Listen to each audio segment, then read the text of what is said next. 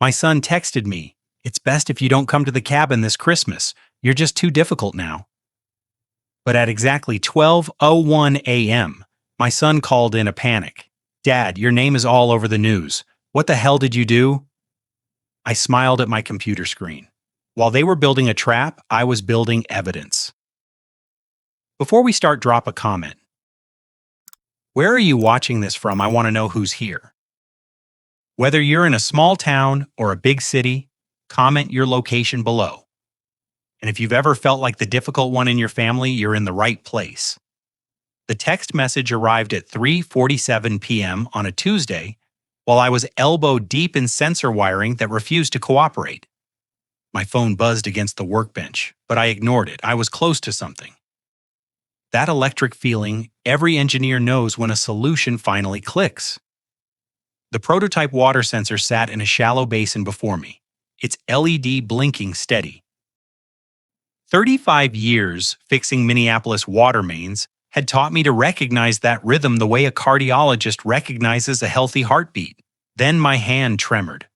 The wire slipped from my grip and coiled into the water like a dropped lifeline. Parkinson's disease. 7 months since Dr. Sterling spoke those words, and I still wasn't used to my own hands betraying me. I dried the wire, set it aside, and finally checked my phone. Tyler, my oldest son. 41 marketing director, opinions about everything. "Hey Dad, about Christmas this year. We've decided to do an intimate gathering. Just Mom, my family, and Nicole's family. We think it's best given everything that's happened. Hope you understand. We'll figure out something for the new year." I read it 3 times. The message was clear as Minneapolis tap water. I wasn't welcome at Christmas. For the first time in 31 years, my family would gather without me. Not we're worried about your health. Not the stairs might be tough, just intimate gathering. As if my Parkinson's diagnosis was something I'd done to inconvenience them, not something that had knocked my world sideways back in May. The numbness that settled over me wasn't anger, not yet. It was something colder. The feeling of disappearing in real time. I set the phone down and looked around my basement workshop. The pegboard where every tool hung in its designated spot. Wrenches by size, screwdrivers by type. That's what engineers do. We create order. My pottery wheel sat in the corner, a recent addition after the diagnosis. Catherine had suggested I needed a hobby to keep my hands busy. The instructor, a woman named Claire, with clay permanently under her fingernails, had said something that stuck. Perfect is overrated. Honest is better. On the shelf above my workbench sat the evidence, a ceramic bowl, slightly lopsided with a crack running down one side that I decided not to fix. It held loose screws and forgotten washers. Imperfect but functional. Honest. I wondered if my family saw me that way now. Cracked, better left on a shelf. My coffee had gone cold in its world's best dad mug.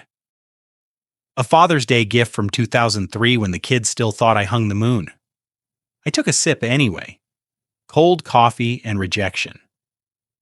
Quite the Tuesday. I wouldn't respond to Tyler's text. Not yet. What was there to say? My eyes drifted to the newspaper spread across my workbench. A habit from another era. The headline had caught my attention this morning. Local engineer turns decades of experience into tech breakthrough. I pulled it closer, now grateful for the distraction. Michael Patterson, 52, Portland, spent 3 decades maintaining water systems at public aquatic centers. Then multiple sclerosis hit. His family rallied around him, but Patterson felt useless anyway. So he built an AI-powered monitoring platform, took everything he'd learned in 30 years, and translated it into predictive algorithms. Started with 1 facility, expanded to 47 across Oregon and Washington. Last month, sold it to Aquatech Solutions for $8.2 million. $8.2 million. The photo showed Patterson standing before a wall of monitors, silver-haired and smiling, looking nothing like a man whose body was failing him.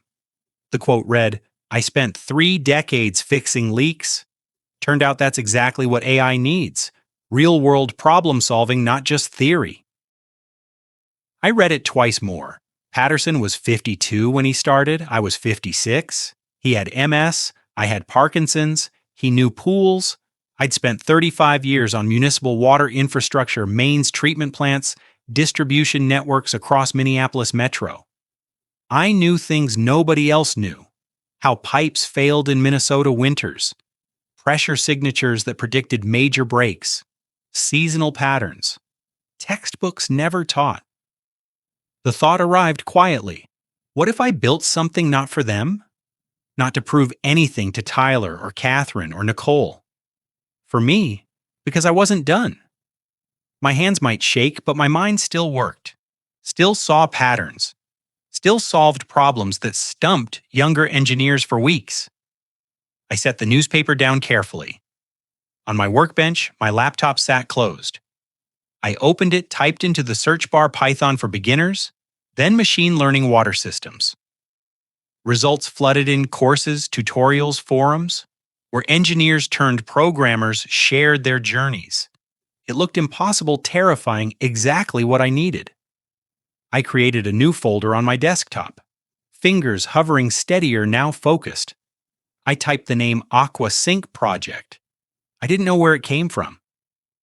The name just felt right. Syncing water data with intelligence, making the invisible visible. Upstairs, Catherine's footsteps crossed the kitchen. She'd be starting dinner soon, moving through her routines like everything was normal, like her husband wasn't sitting in the basement, uninvited from Christmas building, something out of broken pieces. Maybe I wasn't done building things after all. I pulled my reading glasses from the workbench and spread the newspaper flat under the LED lamp. The article deserved my full attention now. Michael Patterson didn't set out to revolutionize water management. He just wanted to feel useful again. The opening line hit different after Tyler's text. I read on. Patterson had been 52 when his hands started going numb during routine valve inspections at the Columbia Aquatic Center. Within 6 months, multiple sclerosis had stolen his balance, his coordination, his confidence. The article mentioned his wife and daughters rallying around him, creating schedules for appointments, researching treatments, never making him feel like a burden. Lucky man, I thought, then felt petty for it. But Patterson didn't want pity. He wanted purpose. While his family fussed, he started documenting everything he'd learned in 30 years, maintaining aquatic centers. Every pool leak, every pressure anomaly, every pump failure at 2 a.m. on a Sunday. He filled notebooks, actual paper, with patterns that lived only in his head. Then someone's teenage nephew taught him Python. That detail made me laugh in my empty basement. A 52-year-old maintenance engineer with shaking hands learning to code from a teenager. The article quoted him. I felt ancient. The tutorials assumed knowledge I didn't have, but I knew water systems. That was my advantage. I just needed to translate what I knew into language a computer could understand. He spent 8 months building a prototype. Simple monitoring at first pH levels and flow rates at his facility, but the algorithm started catching things before they failed. A filtration system showing stress 3 days before it seized. A chemical feeder drift that would have cost thousands. The director asked him to install it elsewhere. Patterson built version 2, then 3. By month 18, he monitored 47 facilities across Oregon and Washington. The platform predicted failures accurately enough that crews stopped doing emergency repairs and started scheduled prevention. Aquatech Solutions noticed. Last April, they bought the system for $8.2 million. Patterson kept a consulting role, 20 hours weekly, home-based. I spent 3 decades fixing leaks, he told the reporter. Turned out that's exactly what AI needs: real-world problem solving, not theory. Young programmers know code. But they don't know why a pressure drop at junction 47 means you've got 6 hours before a main blows. I knew that. That was worth something. I set the paper down and stared at my workbench. Patterson knew pools. I knew municipal infrastructure, the maze of pipes beneath Minneapolis delivering water to 500,000 people, 35 years of emergencies. Winter freeze patterns that buckled mains. Pressure signatures that whispered leak 3 days before streets caved in. Seasonal failures textbooks never mentioned because you had to live through 15 Minnesota winters to recognize them. Patterson was 52 when MS hit. I was 56 with Parkinson's. He'd felt useless despite family support. I'd been uninvited from Christmas. The parallel was almost funny. But here's what separated us. Patterson built something for himself, and his family celebrated him. I was building for myself, and mine had moved on. Good. Maybe that made it purer. I pulled my laptop closer, typed Python for engineers over 50. 43 million results appeared, encouraging and terrifying equally. Next, machine learning water infrastructure. Academic papers materialized dense with jargon. Then a Reddit forum RL Learn Machine Learning. A post from Engineer Dad 47. Started coding at 54 after civil engineering career. Here's what I wish I'd known. I bookmarked it. Another search. AI predictive maintenance municipal water. Enterprise solutions popped up. IBM Siemens Oracle software costing cities hundreds of thousands annually. Complex dashboards built for IT departments, not people who actually fixed pipes. Patterson's genius was simplicity, something maintenance crews could use. I could do that. I knew what mattered on the ground, which alerts meant danger versus noise. How to make technology serve workers, not the reverse. My hands steadied happened when I focused. I downloaded Python, clicked through installation, opened the first tutorial, Python Basics for Complete Beginners. A 20-some with a man bun appeared.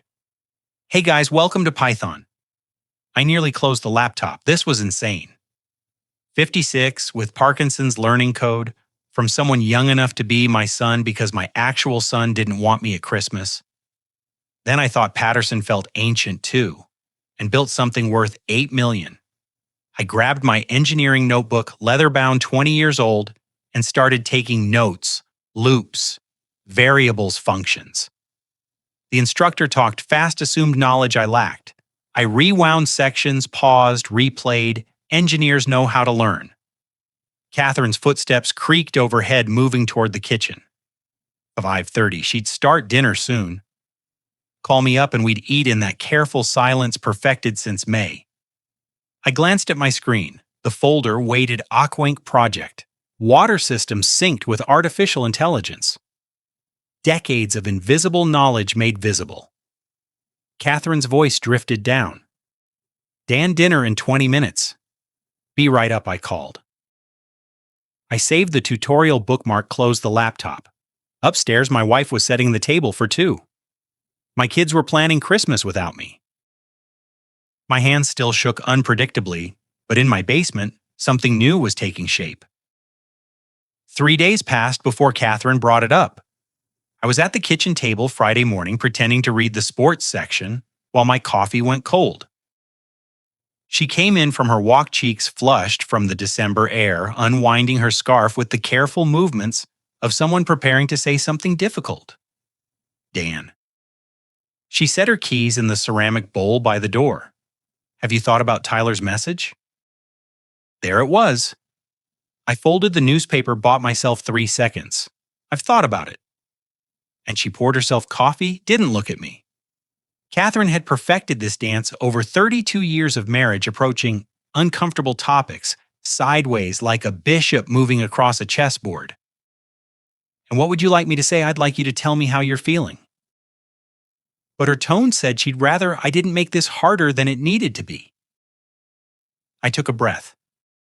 I'm feeling like our son uninvited me from Christmas, and I'm wondering if his mother agrees with that decision. Catherine's shoulders tightened. She stirred her coffee. No sugar, just the motion. It's not about agreeing or disagreeing. It's about what's best for everyone. Everyone meaning everyone except me. That's not fair. She finally turned. You've been under so much stress since the diagnosis. The tremors, the frustration, the mood swings. I haven't had mood swings. You've been distant, Dan. You spend every evening in that basement. You barely talk at dinner. Maybe a quiet Christmas is what we all need this year. A chance to reset. We all not you. She'd already chosen her side. I stood, picked up my mug. You're probably right. I'll tell Tyler it's fine, Dan. I have work to do downstairs. I left her standing in the kitchen, that careful expression still on her face. The one that said, I'm trying to be understanding while meaning please don't make me choose. She'd already chosen. In the basement, I set my coffee down harder than intended. It sloshed over the rim, pulled around the world's best dad text. Fitting. I pulled out my phone. Tyler's message still sat there unanswered for 72 hours. I typed fast before I could overthink it. Understood. Hope you all have a nice time. His response came in 30 seconds. Thanks for understanding, Dad. We'll do something in the new year. Love you? Love you? 3 years ago, those words would have meant something. Now they were punctuation at the end of a dismissal. I deleted the thread. All of it. Watching our conversation disappear felt cleaner than leaving it there to reread at 2 a.m. Then I opened my laptop. If they wanted quiet, I'd give them silence. But I wouldn't give them nothing. I spent the next 4 hours doing what engineers do. Research not angry, clicking through random websites, systematic investigation. I opened a spreadsheet, started documenting current AI water management solutions, IBM's Maximo for utilities $200K annual licensing, Siemens's smart infrastructure platform minimum $500K implementation, Oracle's IoT suite enterprise scale only, all designed for major metropolitan systems with IT departments and million-dollar budgets. I created a second column, who gets left behind. Cities under 50,000 population towns with aging infrastructure and skeleton maintenance crews, rural water districts operating on shoestring budgets. They were still doing reactive maintenance, waiting for pipes to burst, then scrambling, wasting money on emergency repairs that cost triple what prevention would have run. That was Patterson's genius. He hadn't built for corporations. He'd built for the people actually doing the work. I could do that. Build something modular, something that plugged into existing sensor infrastructure, the equipment municipalities already owned but barely utilized. Add an AI layer that learned from their specific system, their specific patterns. Make it affordable enough that a town of $15,000 could justify the expense. I sketched the architecture in my engineering notebook data collection. Pull from existing SCADA sensors, flow meters, pressure monitors, pattern recognition, ML algorithms trained on historical failure data, predictive alerts, 48 to 72 hour warning window for maintenance intervention, optimization layer schedule repairs, during low demand periods, minimize service disruption. It was elegant, simple enough to explain to a city council, sophisticated enough to actually work. The hard part, I needed to build it. I pulled the cardboard box from under my workbench, the one I'd been meaning to digitize for years. Inside 35 years of field reports, leak locations, failure dates, pressure readings, weather conditions, pipe materials, and installation years. Everything typed on Department of Public Works forms, photocopied, filed away. This was my advantage, not youth or formal programming training. This decades of real-world data that existed nowhere else. Patterns I'd recognized driving to 3R0 AM. Emergencies marking addresses on paper maps before GPS existed. Young programmers knew algorithms. I knew why Junction 94th and Penn failed every March during the freeze-thaw cycle. Why the Oak Street main always showed pressure drops on Monday mornings when the industrial park started up. Why the system near Lake Harriet leaked more after heavy summer rains when the water table rose. That knowledge was worth something. Patterson proved it. I opened the Python tutorial I'd bookmarked. Lesson 1. Hello, world. Your first program. The instructor's face appeared younger than my kids, enthusiastic in that aggressive way people under 30 had. Okay, everyone, programming is just giving computers instructions. Let's start simple. I followed along, opened the Python shell, typed print, hello world, hit enter. Hello world appeared on the screen. Ridiculous. Anticlimactic. My hands had tremored through half the typing, autocorrect suggesting words I didn't mean, but it worked. I typed again, print, my name is Dan. My name is Dan, still here, still building things. Catherine's book club met Friday afternoons. I'd have 3 uninterrupted hours. I settled into my chair, notebook, open tutorial, playing coffee, and reach upstairs. My wife was probably texting with Nicole about Christmas plans I wasn't part of. My son thought a New Year lunch would smooth over uninviting me from 31 years of tradition. My daughter hadn't even bothered to ask how I felt. But down here in a basement that smelled like coffee and machine oil, I was teaching myself a new language at 56 years old. If they didn't need me, maybe someone else would. I didn't know it at the time, but while I was in my basement, learning Python basics, that July, Tyler was upstairs in his home office in Edina, building something too. An Excel file titled Dad Incident Log XLSX. I only learned about this months later when Kevin showed me the evidence. But looking back now, I can see exactly what my son was doing while I thought he was just busy with work. The spreadsheet had columns, date, incident, witnesses, severity. The entries were meticulous. June 15th, left stove on smoke alarm activated. Witness Catherine. Severity high. I remember that day, I'd been distracted. Yes. Thinking about the Patterson article about whether I could build something similar. The kettle whistled longer than usual. Catherine mentioned it. Tyler turned it into a crisis. June 22nd. Forgot evening medications. Found pills on counter next morning. Witness Catherine. Severity medium. I'd taken them late, not forgotten. I was up until 2 a.m. reading about machine learning, but in Tyler's log I was declining. July 3rd. Became aggressive when Catherine suggested doctor visit. Raised voice, slammed door. Severity high. That one was pure fiction. Catherine had asked if I wanted to see Dr. Chen for a medication adjustment. I said, maybe later.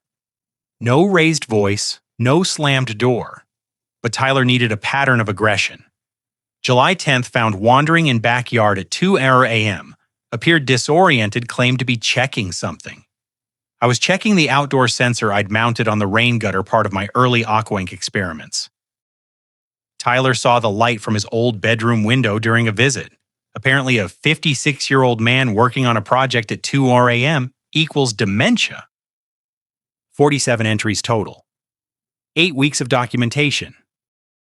Some based on real moments, twisted, others completely fabricated, all building toward one conclusion.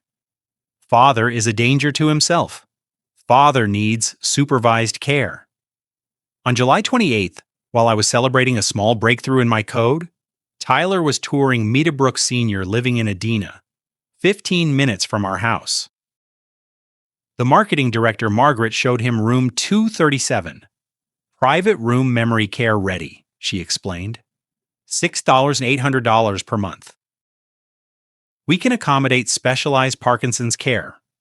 Tyler took the glossy brochure, did the math in his car afterwards. $6,800, 12 months, $81 dirt, $600 per year. Dad's assets house $680,000 plus retirement, won $200,000, $1,000 total, minus 4 years. Meadowbrook, $600 remaining. 3, Tyler, Nicole, Catherine, 5 Arnies each, $500,000 per person, if they could just prove I was incompetent. Early August, Tyler met with James Whitmore, an elder law attorney in downtown Minneapolis. With documented Parkinson's and the incident log showing a clear pattern of decline, Whitmore apparently told him guardianship is very feasible. We'll need a medical evaluation showing he's a danger to himself. But with this documentation, we can demonstrate he lacks capacity to manage his affairs. Timeline Tyler asked 6 to 8 months from filing to full guardianship. Once it's in place, you'll have complete control over medical decisions and the estate. We can facilitate placement in an appropriate care facility. Tyler updated his spreadsheet that night. New tab: financial projections. Total assets: $1,880,000. Meadowbrook, 4 years, $326,400. Legal medical costs: $25,000 settlement buffer, $15,000 remaining in Mian hour and 33600-3503. Each target move-in date late January. I was in my basement teaching myself loops and functions, thinking my biggest challenge was syntax errors. I had no idea my son was building a cage. The learning curve felt like climbing a wall in the dark. July bled into August with me hunched over my laptop tutorial videos, playing on loop my engineering notebook filling with syntax I half understood. Python wasn't like blueprints or pressure calculations. It was a language that demanded precision. My trembling hands struggled to deliver. I started with variables. Simple assignments: x5, name Moison Dan. That felt absurdly basic until I tried writing a loop and the whole thing broke. Error messages in red text. Cryptic and accusing indentation error expected an indented block. I'd stare at code that looked identical to the tutorial hunting for the invisible mistake. My hands made it worse. Typos everywhere. Pierre-it instead of print. Wall alley instead of while. The autocorrect suggestions felt like mockery. Did you mean yes? I meant that. My fingers just didn't cooperate. But I'm an engineer. Engineers debug. I learned to slow down, check. Every character used the backspace key more than any other. Small victories kept me going. Early August, I wrote a function that calculated pipe pressure based on flow rate and diameter. 20 lines of code. It worked. I input test values from old field reports, and Python spat back numbers that matched my manual calculations from years ago. I sat back in my chair and laughed. 40 hours of tutorials to replicate what I could do on paper in 5 minutes. But it wasn't about efficiency. It was about translation, teaching a machine to think like an engineer. By September, I'd moved beyond basics. Found an online course machine, Learning for Engineers. The instructor was younger than Kevin, spoke in rapid-fire explanations about supervised learning and training data sets. I took notes like I was back in college, rewinding, constantly pausing to look up terms. The concept clicked during week 3. Machine learning wasn't magic. It was pattern recognition at scale. Feed the algorithm enough examples and it learns what normal looks like. Show it enough failures, and it learns what broken is about to look like. I had examples, 35 years of them. I spent a weekend digitizing old leak reports, photocopied forms I'd filled out in the field addresses, and dates and pipe specifications. Flood on Oak Street, February 1998. Main break at 94th, and Penn, March 2003. Pressure drop near Lake Harriet, July 2011. Patterns I'd recognized instinctively started becoming data points. By late September, I had my first prototype crude, just a Python script that read sensor data from archived work files and ran a basic prediction algorithm. I tested it against historical failures, asking, could it have predicted this leak 48 hours before it happened? Accuracy, 67%. Not great, but not nothing. Better than random chance. Better than waiting for pipes to burst. Catherine noticed my basement hours, came downstairs one evening while I was debugging, stood in the doorway with her arms crossed. You're spending a lot of time down here. I didn't look up from the screen, just keeping busy. Busy with what? A project. She waited for more. I didn't offer it. After a moment, her footsteps retreated upstairs. I told myself it didn't matter. She'd chosen their side at Christmas. I didn't owe her explanations. Kevin visited in October, his monthly check-in we'd maintained since he moved to his own place. He asked about the holidays while we sat at my workbench casual, like he was asking about the weather. Tyler's handling it, I said. Kevin's expression flickered. Right. Yeah, he mentioned something about that. I changed the subject. You still using Python for your data analysis class? Every day why I showed him my code. The loop I'd written to process sensor readings was functional, but slow, taking 30 seconds to crunch through a week's worth of data. Kevin leaned in, scrolled through the script. Dad, you're iterating over the entire data set for every calculation. That's your bottleneck. English, please. He grinned. Showed me list comprehension.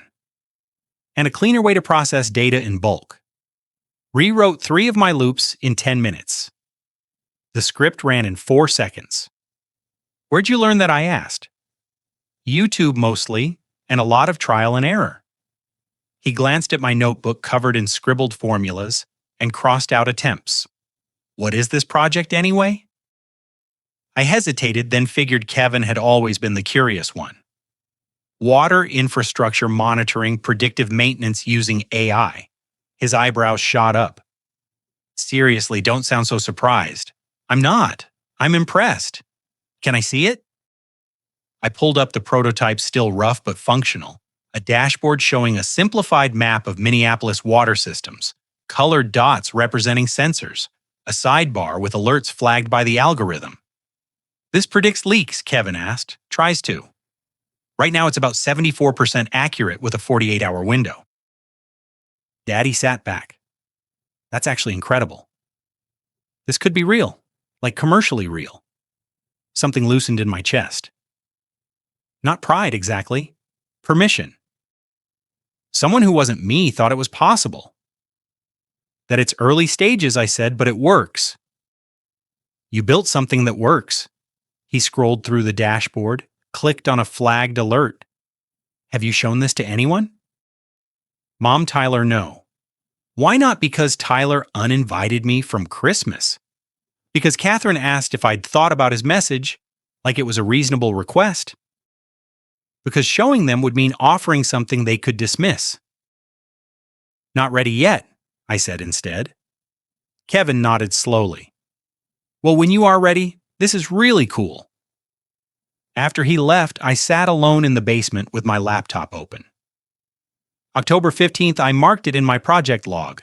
Prototype hit 74% accuracy. Dashboard functional. Kevin called it incredible. Upstairs, Catherine was watching her Tuesday night show. The canned laughter drifted down through the floorboards. Tomorrow she'd ask if I wanted to go to the grocery store with her, and I'd say I had work to do.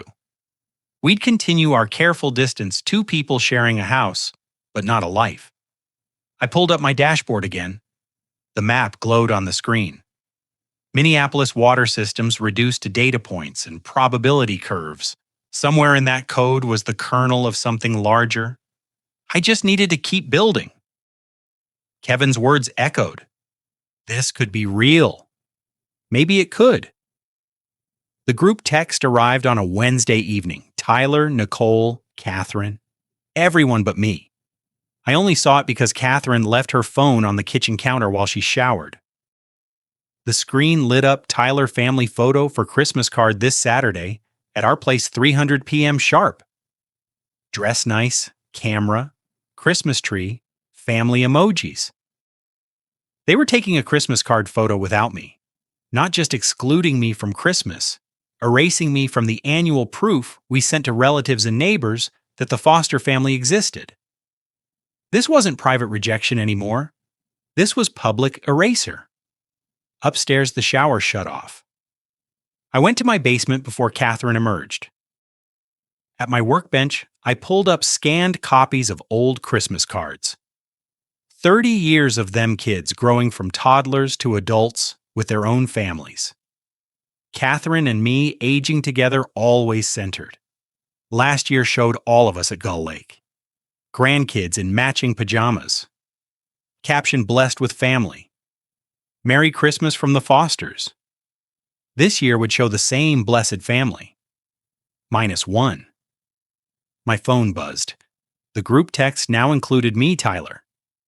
Hey, Dad. We're doing Christmas card photos Saturday. Just the kids and grandkids this year. Keeping it simple. Simple. Like I was a complication needing removal. I typed hope. It turns out well. Saturday morning, Catherine emerged wearing her blue cashmere sweater, hair-curled pearl earrings on the ones I'd given her for our 20th anniversary. You're going, I said. She paused at the mirror, adjusting an earring. It's just a photo, Dan. A photo I'm not in. You know why that patient voice reserved for grandkids.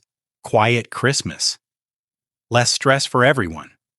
Less stress for who she didn't answer. Just picked up her purse. I'll be back by dinner. The door closed.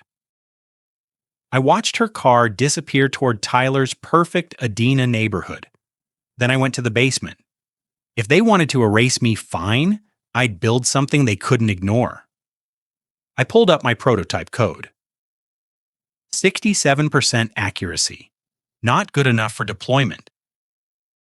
The problem hit me with anger-sharpened focus. I'd been solving this wrong. I'd trained the system to recognize normal patterns. But infrastructure didn't fail normally, it failed through anomalies, deviations that signaled stress weakness, impending collapse. I needed anomaly detection, not pattern matching.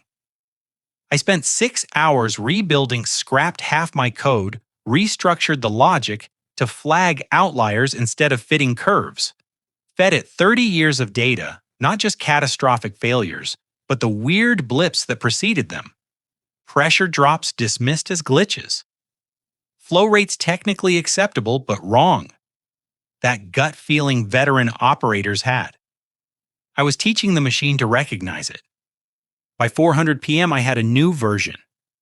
I tested it against 20 major failures from the past decade. Water mains that had flooded streets, cost hundreds of thousands in emergency repairs. The algorithm flagged 18 of them at least 48 hours before failure. 89% accuracy.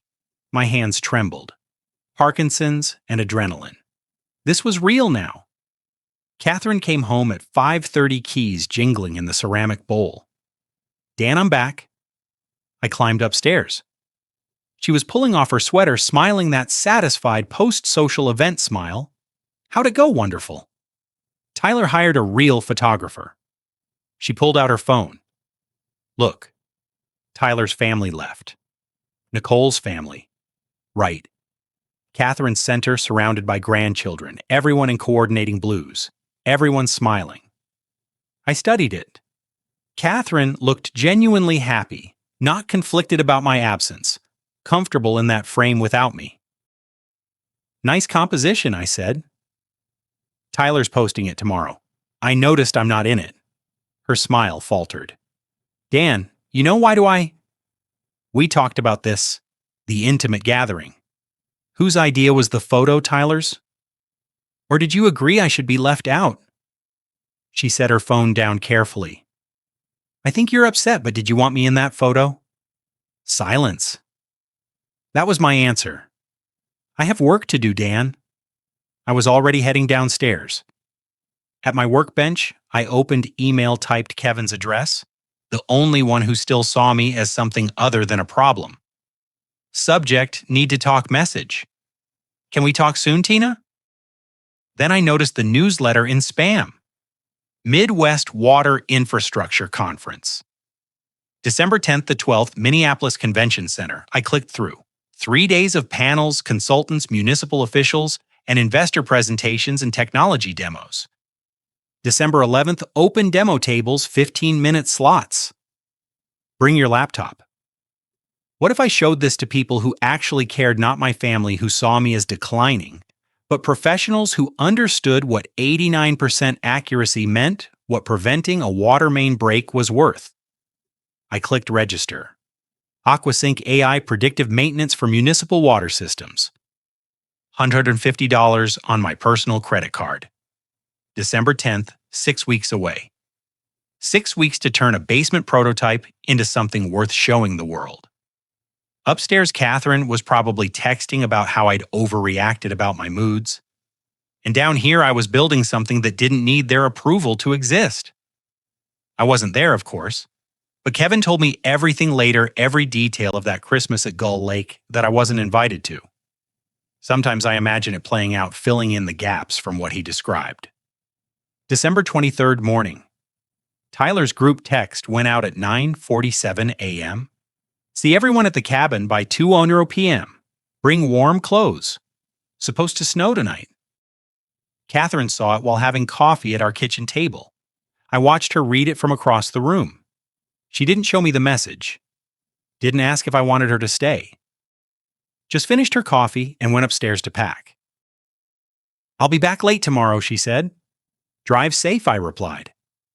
31 years of marriage reduced to weather warnings. The cabin sits on the north shore of Gull Lake, 2 hours northwest of Minneapolis. Tyler bought it 5 years ago, a 4-bedroom cedar structure with floor-to-ceiling windows facing the water. I'd helped him inspect the foundation, negotiate the price, install the upgraded heating system for Minnesota winters. Every Christmas since he bought it, we'd gathered there 12 people around a table I'd helped Tyler build from reclaimed barnwood. This year, 11. Kevin told me he felt sick during the drive up. He knew what I knew by then. The incident log. The Meadowbrook plans the conspiracy, but I told him to go. Act normal. Don't give them any reason to suspect. December 23rd afternoon, they arrived to fresh snow, and Tyler playing host, building a fire, organizing sleeping arrangements. The cabin smelled like pine and cinnamon. Christmas music played from the sound system.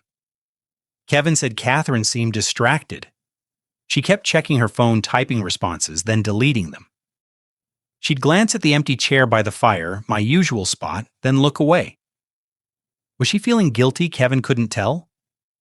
That evening, they decorated the tree, a 7F Douglas fir Tyler had cut himself. The grandchildren hung ornaments, while adults sipped wine. There was the clay star I'd helped Emma make when she was 4, the popsicle stick frame with my photo from 3 Christmases ago. Tyler skipped that one, put it back in the box. Where's Grandpa? Emma asked suddenly. The room went quiet. Grandpa's not feeling well this year, sweetie. Tyler said he needed to rest. Is he sick, just tired? You can see him another time. Kevin told me his throat closed up when Emma looked at him for confirmation. Not feeling well. Just tired. 31 years of Christmas mornings reduced to he's tired. December 23rd, evening dinner was Tyler's specialty. Grilled steaks, roasted vegetables, Jennifer's garlic mashed potatoes. The long table seated 11 comfortably. Catherine sat at one end, Tyler at the other. The conversation stayed light. Work the kids' school performances, plans for spring break. No one mentioned me directly, but Kevin said my absence hung in the room like smoke. At one point, Marcus asked Tyler about a new boat. Thinking of upgrading next summer? Tyler said. Maybe a 24-footer? Dad would love that, Kevin said quietly. The table fell silent. Tyler's smile tightened. Yeah, well, maybe he'll see it sometime. Catherine set down her fork. For a moment, Kevin thought she might say something. Defend me. Instead, she excused herself to the bathroom. December 23rd, late night. After the kids went to bed, the adults gathered around the fireplace. Wine refills. Tyler telling stories about work, about clients, about plans for the new year. We should talk about summer, Nicole suggested. Maybe rent that place in Grand Marais again. Good idea, Tyler agreed. Book it early this year. Family plans future gatherings all without me. Kevin sat there watching them plan a future where I'd been edited out. Around midnight, people drifted to bed. Kevin went to the upstairs guest room, the same room I usually stayed in. He couldn't sleep. December 24th. Va 17 a.m. Kevin woke to voices downstairs. He crept to the top of the stairs. Tyler and Nicole were in the kitchen, hunched over Nicole's laptop. Whitmore's draft should arrive by the 15th. Tyler was saying we file mid-January court date, probably late February, and Meadowbrook confirmed the room. Nicole asked room 237. I put down the deposit October 15th. Margaret said with the incident log and Mom's testimony the court will see he's a danger to himself. Kevin's hands gripped the banister. What about Kevin? Nicole's voice dropped. He's been distant lately. Kevin's emotional about Dad. He'll come around once he sees the facility. It's way nicer than Dad living alone wandering around at night. You really think he's that bad? Tyler paused. The documentation says he is. That's what matters. Kevin told me he had to physically stop himself from running downstairs, but my voice echoed in his head. Act normal. I need to know what they're saying. He stayed on the stairs recording on his phone. Mom seems hesitant, Nicole continued. Mom's conflicted, but she signed off on the Meadowbrook tour. She knows it's the right thing financially. The house alone is worth $680,000. His retirement accounts are over $1 million. If we don't act now and he does something stupid, starts giving money away, there won't be anything left to protect. Protect. And Dad's really not fighting back? Nicole asked. He has no idea. He's in that basement playing with water sensors. It's sad, really. But that's what happens with Parkinson's. The mind goes before the body. My mind going while I was building a $125 for $5 million company. Whitmore says 6 to 8 weeks from filing to hearing, Tyler continued. Medical testimony from Dr. Patterson, the incident log. It's a slam dunk. Once guardianship's in place, I'll manage the estate. Everything goes into a trust for his care. But after Meadowbrook expenses, there'll be plenty left. Kevin stopped recording. 47 seconds of them planning my institutionalization like a business transaction. December 24th morning. Christmas arrived with bright sun on fresh snow. The grandchildren thundered downstairs, excited about presents. Kevin said he felt like he was watching through glass. Everything looked normal. Tree lights, wrapping paper, laughter, but underneath he knew the truth. Tyler played Santa, distributing gifts. The adults exchanged presents, too. Tyler handed Catherine a wrapped box for you, Mom. An iPad, the new model. Tyler, this is too much, Catherine protested. You need an upgrade. Your old one's ancient. Kevin watched her face. She looked uncomfortable, guilty even. Nicole distributed family photo books she'd made beautifully bound full color. Tyler's family at the cabin, Nicole's family at the zoo, Kevin's graduation photos. Not a single picture of me. Kevin flipped through the pages. Thanksgiving dinner cropped so I wasn't in frame. Summer barbecue angled to exclude me at the grill. Easter egg hunt. I'd hidden the eggs, but you'd never know it. Digitally erased. December 24th afternoon. They packed to leave. Tyler loaded cars. The kids fell asleep in car seats. As Kevin drove back toward Minneapolis, he called me. Dad, I need to see you tonight. What happened? Not on the phone. Are you home? I'm home. I'll be there in 2 hours. Don't tell anyone. When Kevin arrived and played me that recording, when I heard Tyler saying, there won't be anything left to protect and the mind goes before the body, I realized there was no explanation, only a reckoning, and it was 2 days away. Kevin told me this story 3 weeks after it happened. He needed me to understand exactly how he'd found out, how one moment of chance had unraveled everything. November, the Sunday evening. Kevin had driven to Tyler's house in Adena for their semi-regular family dinner. He'd almost canned tough week at school, exhausted from parent-teacher conferences. But Tyler had texted, come on, Mom's coming too, haven't seen you in weeks. So Kevin went.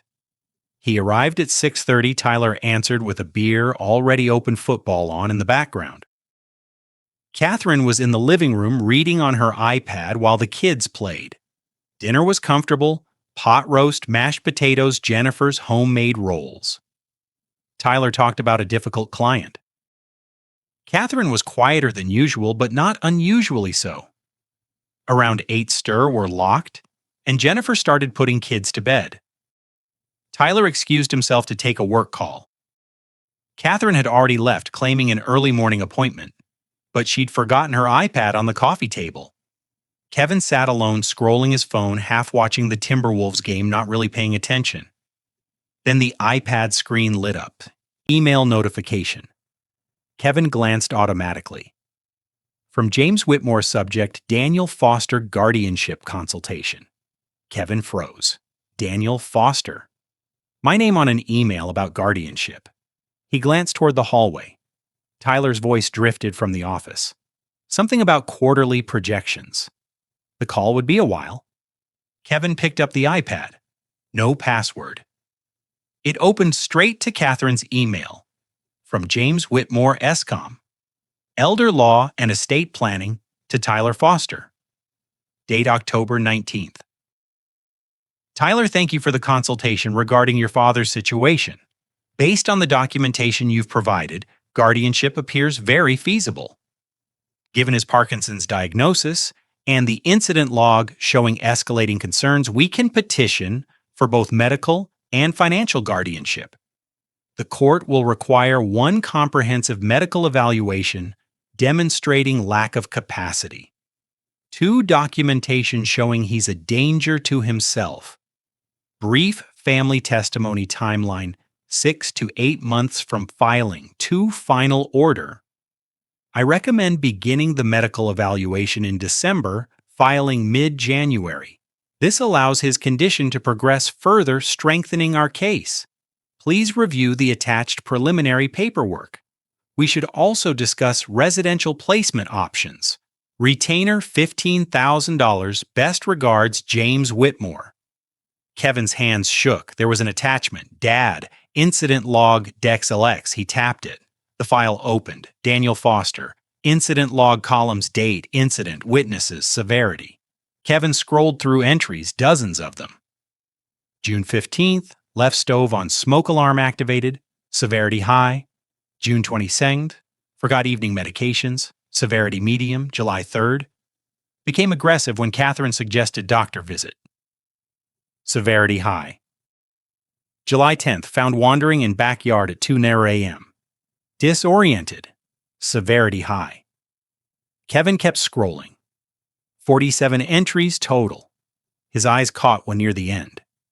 October 10th, found in garage appearing disoriented. Didn't recognize tools. Confused about where he was. Severity critical. Kevin stared at the date October 10th. He'd been at my house on October 10th.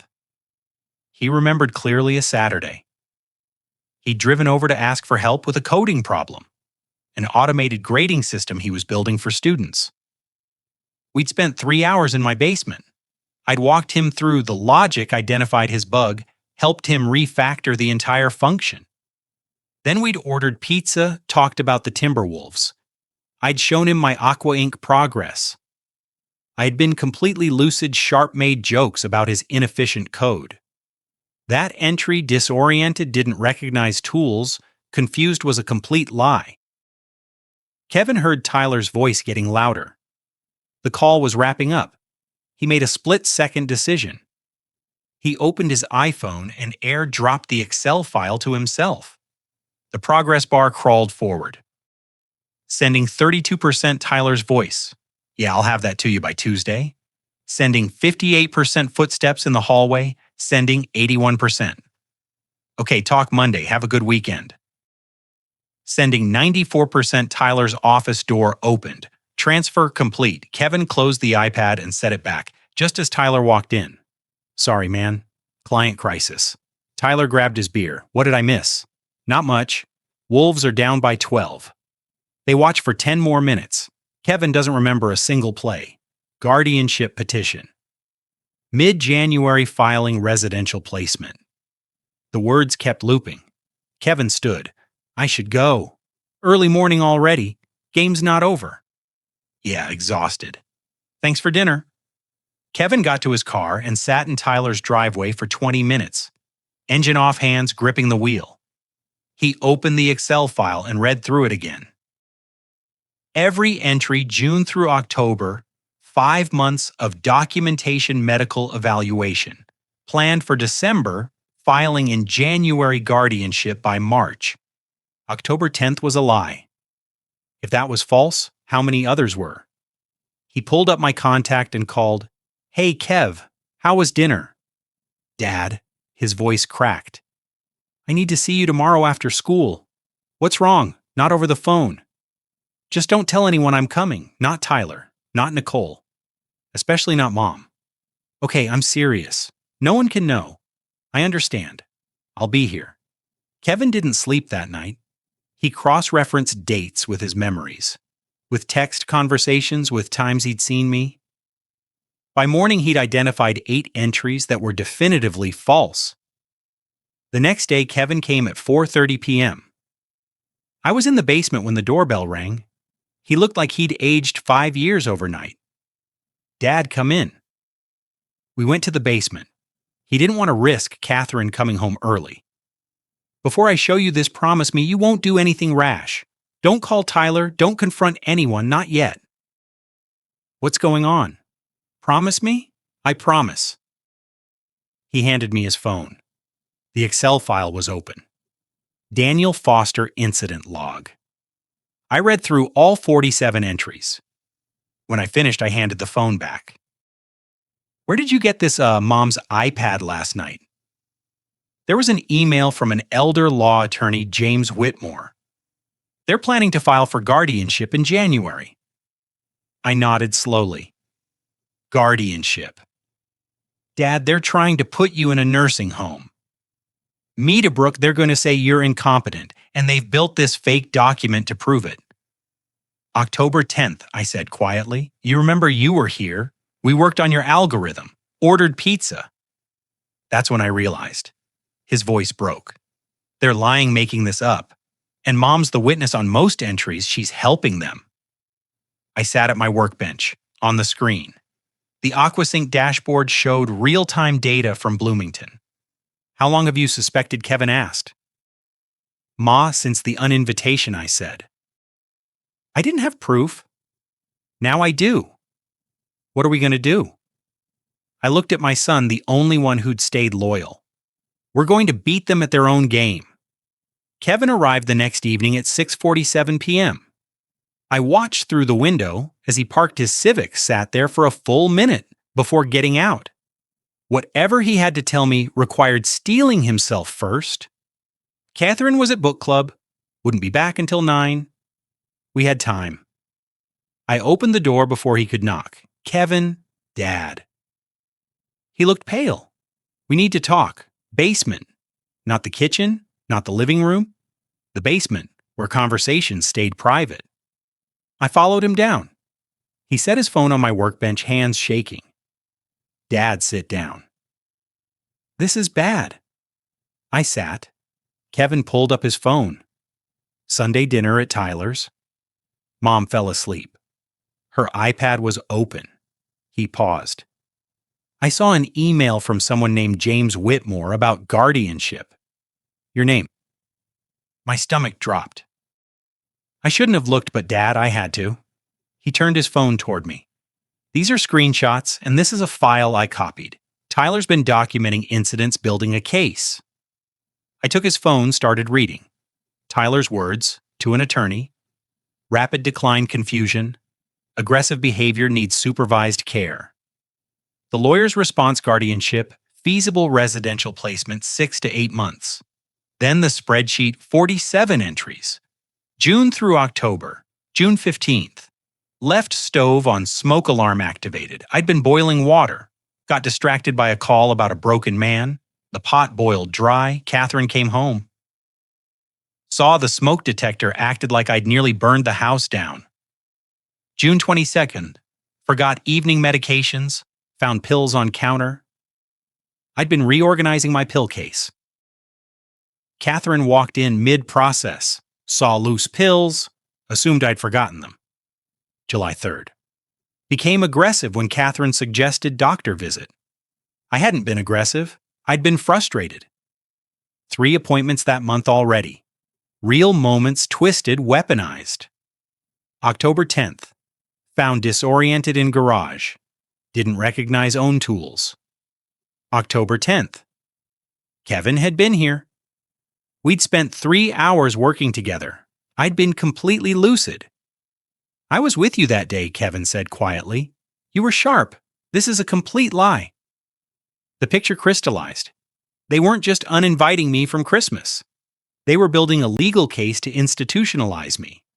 Take my autonomy, my home, my money, my life. How we need to fight this, Kevin said. I'll testify. I'll no. I set his phone down carefully. Not yet.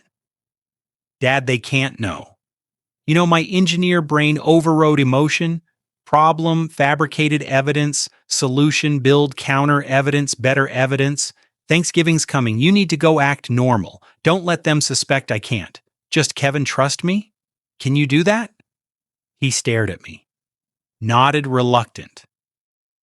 After he left, I sat in my basement until midnight thinkinging. Tyler had attorney's documentation timeline. I needed the same.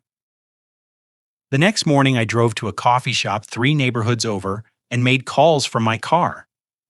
First, Ellen Rodriguez, estate planning attorney, elder law specialization. I explained in clinical terms Sunby building, false case, fabricated log, institutionalization plans. Mr. Foster, she said after a pause, this is elder abuse financial exploitation. We need to meet tomorrow. We scheduled for Thursday. Second, Dr. Sterling's office. I asked for a formal competency evaluation. Legal documentation of my cognitive status scheduled for the following week. Third, Ellen gave me a name. Clears throat, private investigator, retired police detective. I met him at a diner. Showed him Kevin's screenshots. You want surveillance on your own son? I want proof this is coordinated. He took the case. Thursday. Ellen Rodriguez's office floor to ceiling windows, law degrees on every wall. She reviewed everything. Emails, incident log, guardianship consultation. Mr. Foster, this is textbook elder financial abuse. Manufacturing incompetence to gain control of assets. She looked up. Do you have significant assets? House worth $680,000. Retirement accounts $1.2 million, total about $188 million. She wrote it down. And they believe you're incapacitated. That's motive and opportunity. What do I do? Get ahead of this competency evaluation from Dr. Sterling. Smart. We'll also want comprehensive cognitive assessment. Document your full capacity. Gather counter evidence. If they file for guardianship, we'll be ready. How long do I have their timeline mentioned? 6 to 8 months? If they file mid-January, that's 2 months to build your defense. 2 months. December and January, right when I'd be demonstrating AquaSync. One more thing, Ellen said. Hi, you mentioned a technology project. I explained AquaSync, the platform, the AI, the December conference demo. She smiled. Mr. Foster, a man building a commercially viable AI platform is not incompetent. That's evidence. Strong evidence. Document everything. Code progress, professional interest. The more you demonstrate capacity, the weaker their case. I left with a legal retainer signed and a strategy. The following Tuesday, Dr. Sterling's examination room. 3 hours of testing, cognitive tests, memory exercises, executive function assessments, motor skills evaluated separately from cognition. Recall lists of words, strings of numbers, complex instructions, reasoning logic puzzles, pattern recognition, problem-solving, executive function planning sequences, switching tasks, inhibiting incorrect responses. 35 years as an engineer. My brain still worked like an engineer's brain. Dr. Sterling reviewed, results smiled. Mr. Foster, your cognitive function is excellent, well above average for your age. Parkinson's affects motor control, tremors, balance, coordination. It doesn't affect cognition. Your mind is sharp as ever. She printed the report, signed every page, embossed it with her medical seal. Formal competency evaluation. Daniel Foster demonstrates full mental competency, cognitive function intact, decision-making capacity unimpaired. No evidence of confusion, disorientation, or diminished executive function. I held that document in both hands, trembling from Parkinson's, steady from purpose. Tyler had 47 lies in a spreadsheet. I had a sworn medical evaluation. Let him try. December 1st arrived with the kind of crystalline cold that made Minneapolis water mains vulnerable. Perfect timing for what I was about to prove. I'd been awake since 5 a.m., monitoring the dashboard on my laptop. 3 weeks ago, I'd convinced Bloomington's utilities director, a guy named Rick Polson, who I'd worked with years back, to let me install monitoring hooks into their SCADA system, volunteer beta test, no cost, no obligation. Just let my algorithm watch their data streams. 37 sensors across Bloomington's water network. Flow rates updating every 15 seconds. Pressure readings from distribution nodes, temperature data from mains, buried 6 feet under frozen ground. My algorithm analyzed it all, looking for the signatures I'd spent months teaching it to recognize the subtle deviations that preceded catastrophic failure. At 6:47 a.m., my laptop chimed, alert high probability leak detected. Location Sector 7 Junction 94th and Penn Avenue confidence 89% estimated time to major failure 24 to 48 hours. My hands steadier lately, whether from medication adjustment or pure focus, moved quickly. I pulled up the detailed analysis. Pressure drop of 3.2 psi over 6 hours. Flow rate anomaly in the adjacent main.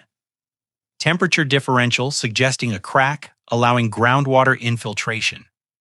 The algorithm was flagging something my eyes couldn't have caught without this system. I called Rick's cell. He answered on the third ring, groggy. Dan, it's not even 7. I need you to check Junction 94th and Penn. My system's showing a probable leak to now. Rick, if I'm right, you've got maybe 2 days before that main blows. If I'm wrong, you've wasted an hour of a cruise time. Silence. Then I'll send someone. I stayed at my workbench watching the dashboard. The coffee Catherine had made before leaving for her morning walk went cold. Rick called back at 7:32. We found it. His voice had changed, no longer skeptical. Small crack in the main. Maybe 8 in long.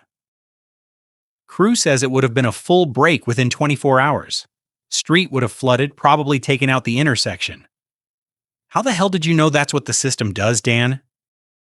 This just saved us $50,000 minimum in emergency repairs, plus whatever the city would have sued us for if we'd flooded businesses. Pause. What do you want for this right now? Just validation that it works. But I'll be in touch. After we hung up, I sat in my basement and let myself feel it. Not pride exactly, relief proof. This wasn't a hobby. This was real. The Midwest Water Infrastructure Conference opened December 10th at the Minneapolis Convention Center, 20 minutes from my house. But it felt like stepping into a different world. I'd registered for the investor presentations track, claimed a demo table in Exhibition Hall C. Setup was sparse: my laptop, a portable monitor, business cards I'd printed at FedEx with AquaSync AI predictive water infrastructure monitoring, and my email. No booth, no fancy graphics, just the dashboard and the Bloomington data. The first person who stopped was a municipal engineer from St. Cloud, drawn by curiosity. I walked him through the interface, how the algorithm processed sensor data, how it flagged anomalies, how the Bloomington prediction had played out. He called over a colleague, then another. By noon, I demonstrated to maybe 15 people, small groups, genuine interest, smart questions about implementation and cost. At 2 p.m., a man in an expensive suit paused at my table. Late 40s confident posture card that read Robert Whitaker, Senior Partner, Bridgepoint Investments. Mr. Foster, he'd clearly been asking around. I've heard 3 different people mention your platform in the last hour. Mind if I see what the buzz is about? I showed him. Not the technical details. This time the business case. Municipal water systems hemorrhaging money on reactive maintenance. Enterprise AI solutions priced for cities of 500,000 plus, leaving smaller municipalities with nothing. My platform modular, affordable leveraging infrastructure they already owned. Whitaker watched the Bloomington case study replay, studied the prediction timeline, the crew verification, the cost savings. This is exactly what the market needs, he said finally. Enterprise solutions are overpriced and overcomplicated. You found the gap. He handed me his card. Can we talk tomorrow, our office downtown? I'd like my partners to meet you. We scheduled for 100 p.m. December 13th. Bridgeoint's office occupied 3 floors of the IDS tower. Glass walls, modern furniture, the kind of space that cost more per month than my mortgage. Whitaker introduced me to 2 partners, Sarah Mitchell and David Torres.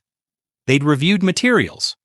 I'd sent technical documentation, market analysis, the Bloomington validation data. I presented my vision, not just what Aquanink was, but what it could become. Modular deployment subscription licensing AI that learned from each municipality's unique system. Target market 500 to 5,000 population cities, the ones big enough to have complex infrastructure but too small for enterprise solutions. Sarah asked about scalability. Whitaker asked about competition. Whitaker asked about my background. 35 years municipal engineering. Why now, why this? I told them the truth minus the family conspiracy. Parkinson's diagnosis. Forced to reconsider what I was capable of, realized my domain expertise was an asset, not obsolete. The young programmers know code, I said, echoing Michael Patterson, but they don't know why a pressure drop at a specific junction means you've got 6 hours before disaster. That knowledge has value. They exchanged glances. That look investors get when they're trying not to seem too eager. Whitaker leaned forward. We want to invest seed round to develop this properly engineering team. Sales infrastructure, scale the platform. Are you interested? Very interested. We spent the next hour on terms, valuation, equity split, development timeline. My role, CTO, leading technical vision, while they handled operations. We'll have a formal term sheet by Friday, Whitaker said as we shook hands. So this is the kind of infrastructure play we've been looking for.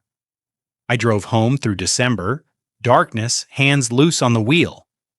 Catherine had returned from Gull Lake yesterday, the cabin trip she'd taken without me. She was in the kitchen when I came through the door putting away groceries.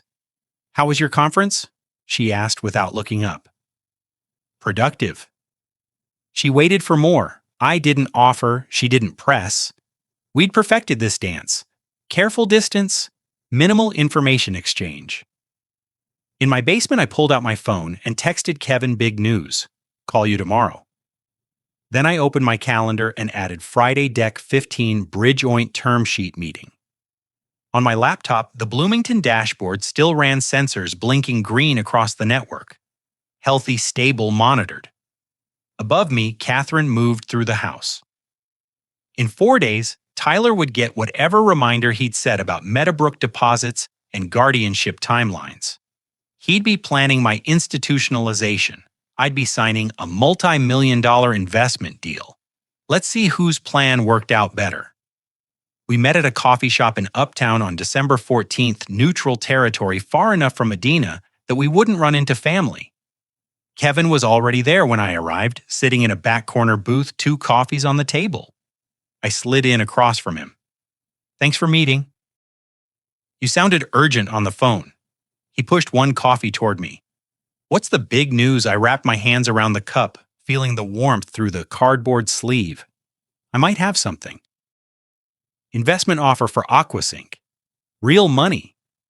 His face lit up. Dad, that's incredible. How much are we talking?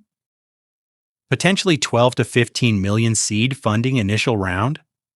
I let that sink in. Meeting tomorrow to finalize terms? Kevin sat back, stunned.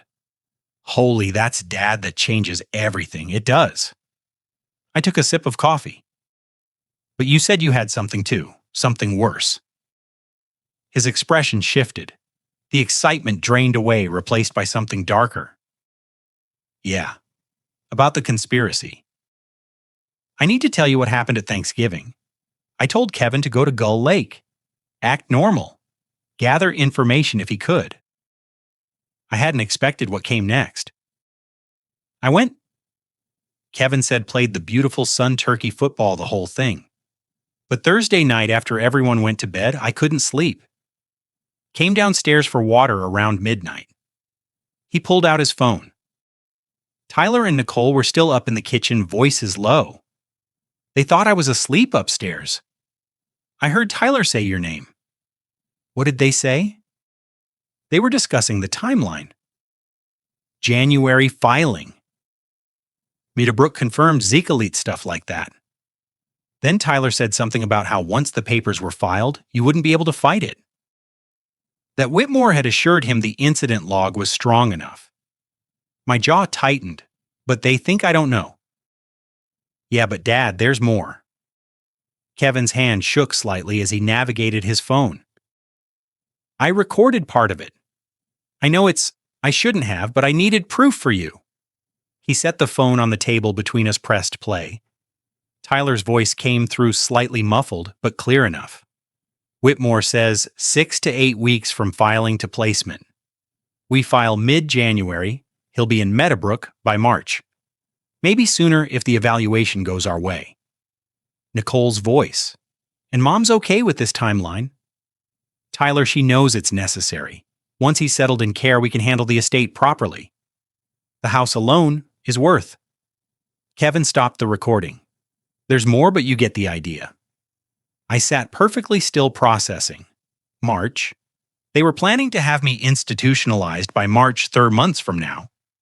They mentioned finances, Kevin continued quietly. Tyler said something about after-care costs, we split what's left. Dad, they're calculating how to divide your money. My autonomy, my home, my savings, everything. I said it flatly. No emotion. Emotion would come later. Right now. I needed to think. There's something else you need to know. Kevin looked like he was about to be sick. Mom was part of that conversation, not in the kitchen, but earlier. I heard her agree with Tyler about the January timeline being smart. She's not just going along with this, Dad. She's actively helping plan it. That hit harder than I expected. 32 years of marriage. Catherine had chosen their side, not passively, not reluctantly, actively. I took a long breath. Okay, thank you for telling me. What do we do? Kevin leaned forward, urgent. We have recording evidence now. I already have a plan in motion. I kept my voice low, steady. Ellen Rodriguez is handling legal protection. I have Dr. Sterling's competency evaluation sworn document proving I'm mentally sound. Private investigator is watching Tyler gathering evidence of the conspiracy. Kevin blinked. You've been busy. Had to be. I glanced around the coffee shop, made sure no one was close enough to hear. And if tomorrow's investment goes through, they won't be taking anything. There won't be anything to take. It'll all be legally protected. 12 to 15 million. Kevin was still processing. They think they're dividing up 2 million, but you're about to have more than they ever imagined. I felt something cold settle in my chest. Not satisfaction exactly. Justice, maybe. Did they plan this because they thought I was declining, useless? A burden with some assets worth liquidating. But you built something incredible instead. While they documented fake incidents and toured nursing homes, I met Kevin's eyes. Yes. Kevin studied me for a long moment. When are you going to confront them? Timing matters. Not before Christmas. Let them have their cabin gathering. I don't want to ruin the holidays for the grandkids. After I pulled out my own phone, showed him my calendar. Deal announcement will be December 26th, Boxing Day. I'll give them a chance to reach out once they see the news. They will once they know about the money. Exactly. And when they do, I'll have everything ready. The recording you just played me, the incident log we know is fabricated, the emails about guardianship, the Meadowbrook deposits, all of it. Kevin's expression was somewhere between admiration and horror. They're going to lose their minds. They're going to lose more than that. I said it quietly, but with absolute certainty. They're going to lose me. It was the first time I'd spoken it aloud, not anger, not revenge. Simple fact, I was done.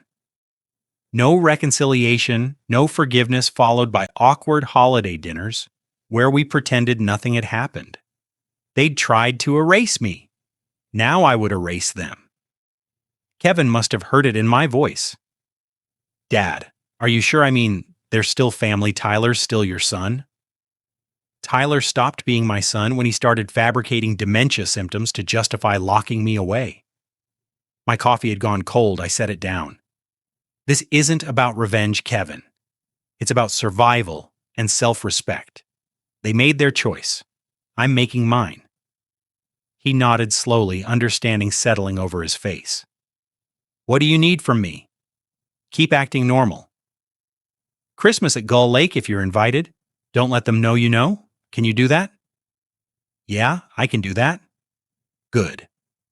I stood pulled on my coat. Tomorrow I sign the deal. Then we wait for December 26th, and then we finish this. Outside December, wind cut through the parking lot. Kevin walked me to my car, hands shoved in his pockets. Dad. He stopped me before I opened the door. I'm proud of you. What you built, how you handled this, all of it. Something in my chest loosened slightly. Thank you, son. That means more than you know. I drove home through gray afternoon light. In my pocket, my phone held Kevin's recording. 47 seconds of Tyler planning my imprisonment. Tomorrow I'd sign papers making me a multi-millionaire. In 2 weeks, I'd show my family exactly what they'd tried to destroy, and they'd understand finally what a mistake they'd made. I arrived at the IDS tower at 8:52 a.m., early, but not too early. The kind of timing that suggests professionalism without desperation.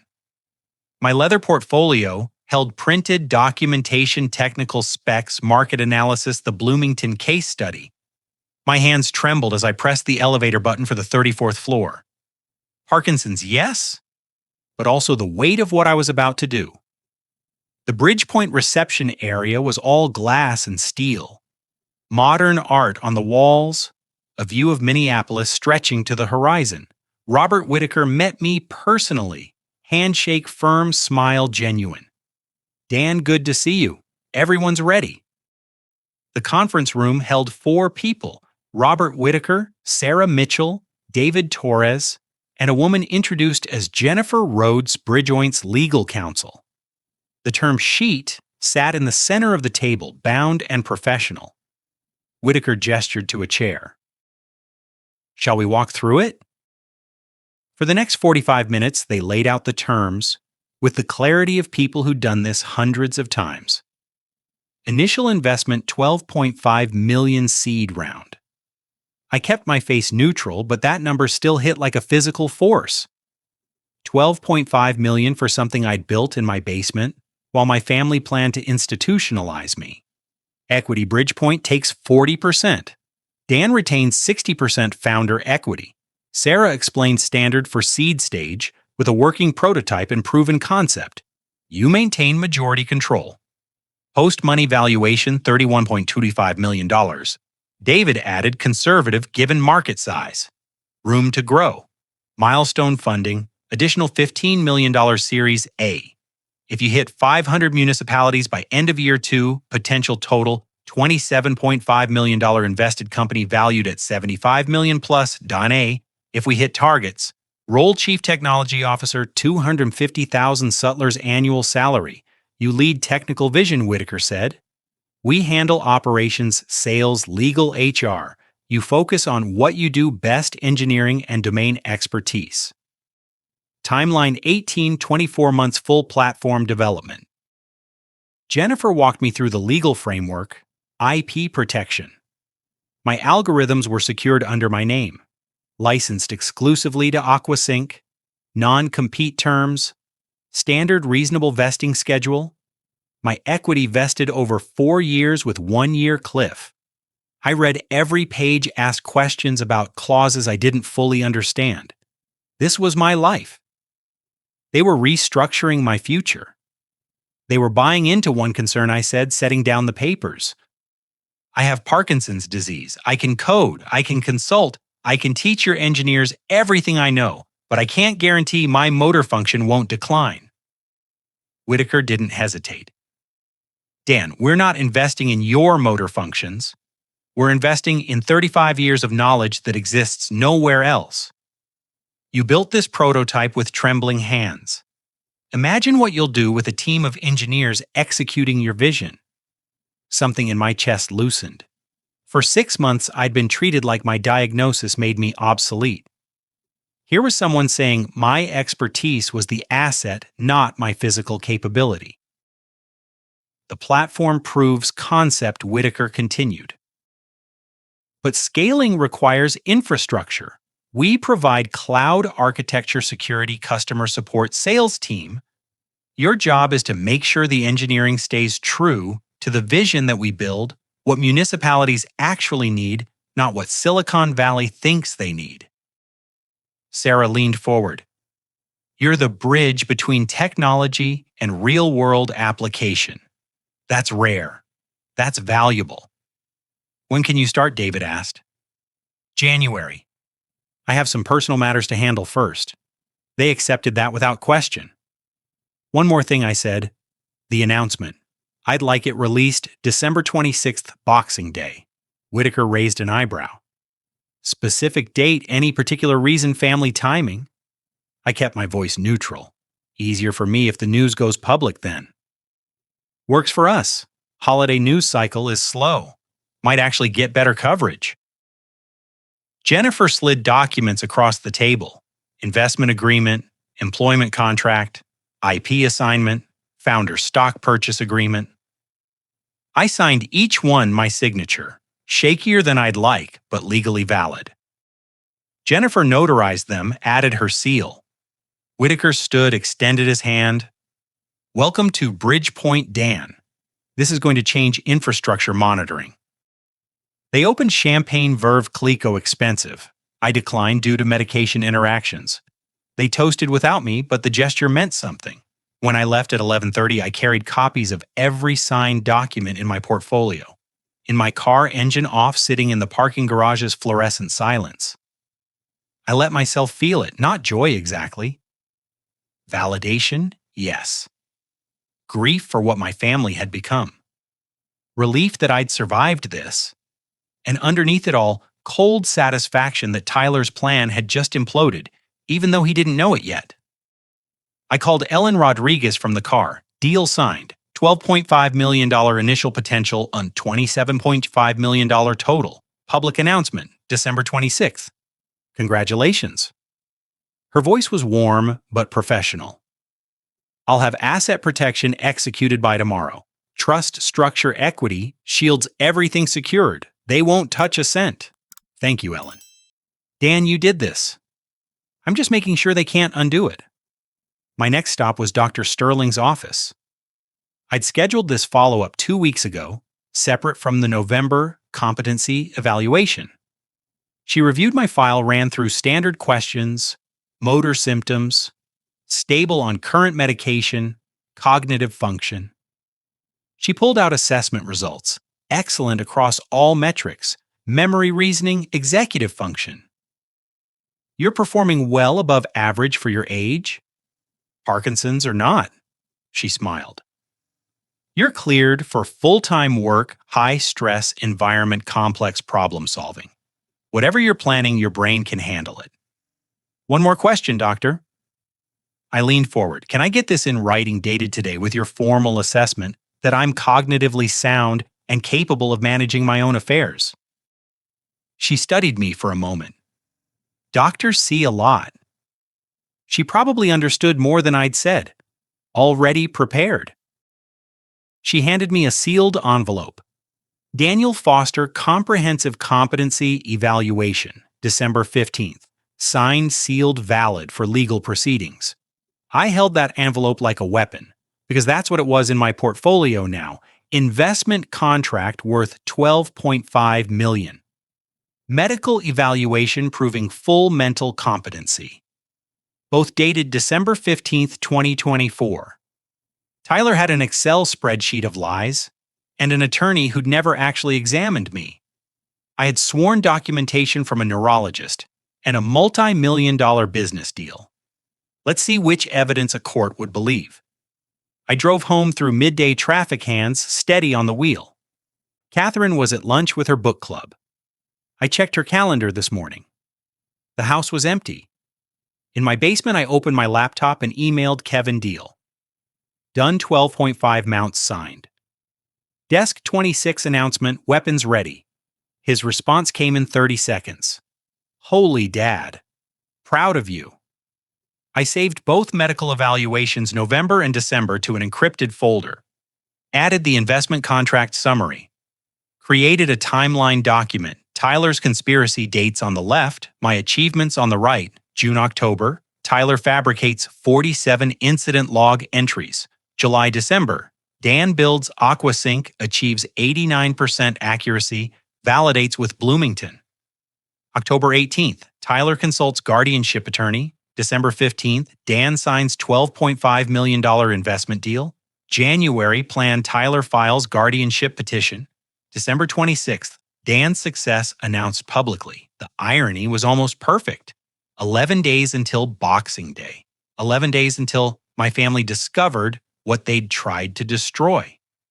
The 10 days between signing and announcement felt like living in two separate realities. In one reality, I was Catherine's husband, going through the motions of a normal December. In the other, I was building an ironclad case against my own family. December 16th, Ellen Rodriguez called from her office. Asset protection is complete. Want to walk through what we did? I sat in my car in a grocery store parking lot. Catherine thought I was buying milk and listened. We've created an irrevocable trust managed by Midwest Fiduciary Services, a third-party trustee. The $12.5 million investment goes directly into the trust. You're the beneficiary with full access to income and distributions, but the principal is shielded from any guardianship claims. So if Tyler files, there's nothing for him to control. The trust can't be dissolved by a guardian. We also refinanced your house, pulled the equity into a protected vehicle. Again, you have full use and access, but it's legally untouchable. And if they challenge this, they can try. But courts respect properly established trusts, especially when created by someone who's been formally evaluated as mentally competent, which you have been twice. She paused. Dan, even if they somehow got guardianship, which they won't, they'd be managing an empty estate. Everything of value is protected. I thanked her and sat in that parking lot for another 20 minutes, holding a gallon of milk I didn't need, letting the reality settle in. My family thought they were maneuvering toward one tossed $8 million, they'd end up with nothing. December 19th, the private investigator met me at the same diner where we'd first talked. He slid a manila envelope across the table. Surveillance photos. Your son Tyler at Meadowbrook Senior Living. I documented 4 separate visits in November and early December. Here's him meeting with attorney Whitmore at a Starbucks on Hennepin, December 8th. Documents visible on the table between them. I flipped through the photos. Tyler's face clear and recognizable. The Meadowbrook sign in the background. James Whitmore's business card on the coffee shop table. There's more. The PI pulled out his phone, set it between us. I posed as a potential client, consulted with Whitmore about elder care law, Minnesota's a 1P party consent state recordings legal. During our conversation, he referenced your son's case as an example. Got specific. He pressed play. Tyler's voice from an earlier consultation. My father has Parkinson's disease. Early onset, declining rapidly, perfect timing. Really, we can demonstrate he's a danger to himself. With the incident log we've compiled, we can show a clear pattern. Whitmore's voice. Guardianship should be straightforward with this documentation. Once he's placed in appropriate care, you'll have full control over estate decisions. The key is filing before he has time to dissipate assets or make irrational financial choices. I listened to 47 seconds of my son plotting to imprison me for money. This admissible. My voice came out rougher than intended. Absolutely. It proves premeditation, financial motive, and conspiracy. Combined with the fabricated incident log, you've got elder abuse on multiple levels. I paid him in cash, took the envelope, and the recording drove home. December 20th. Kevin came over while Catherine was at her Thursday morning yoga class. I spread everything across my workbench like evidence at a trial. The photos of Tyler at Meadowbrook, the recording of his voice discussing guardianship strategy, the incident log with 47 lies, the emails between Tyler and Whitmore, both competency evaluations from Dr. Sterling, the trust documents protecting my assets. Kevin stared at it all overwhelmed. Dad, this is airtight. They can't possibly win. I don't want them to win. I organized the documents back into folders. I want them to understand what they did, what they tried to do. When December 26th, the news goes public, I'll give them a chance to reach out first. Once they see the money, they will. That's when I show them this. The days after that were surreal. December 21st through 24. Catherine and I moved through our house like actors in a play neither of us wanted to perform.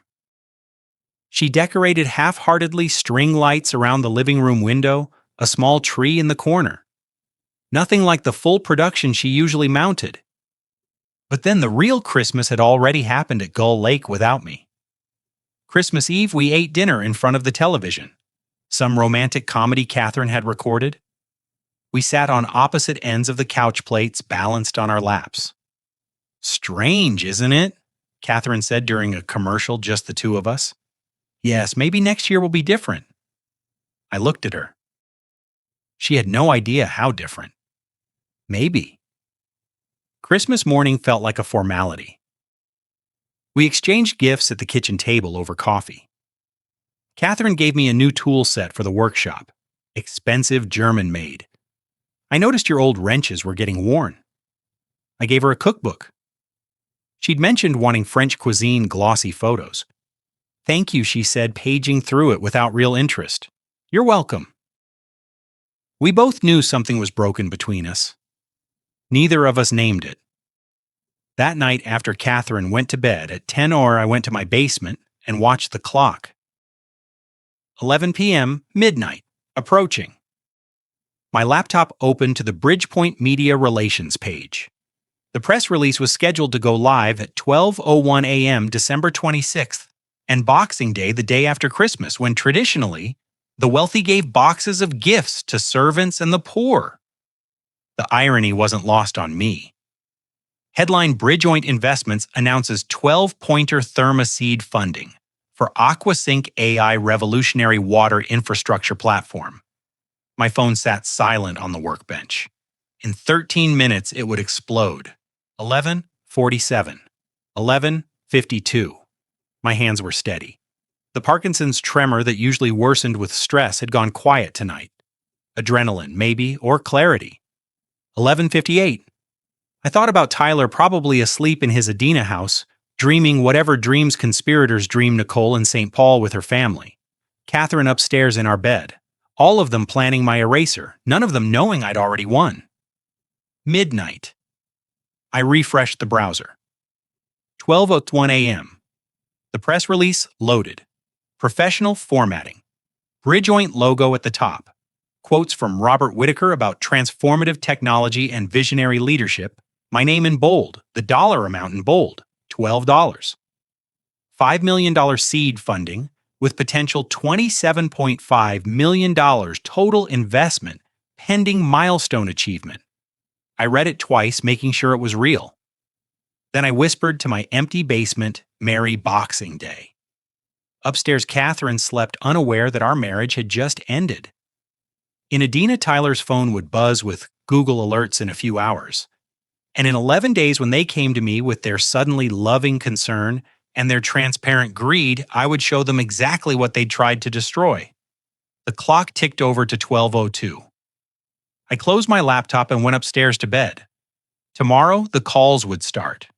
Tomorrow, everything would change. Tonight, I allowed myself one moment of cold, quiet satisfaction. I'd built something they couldn't take, and soon they'd know it. The first text arrived at 6:23 a.m. Dan just saw the news. Congratulations.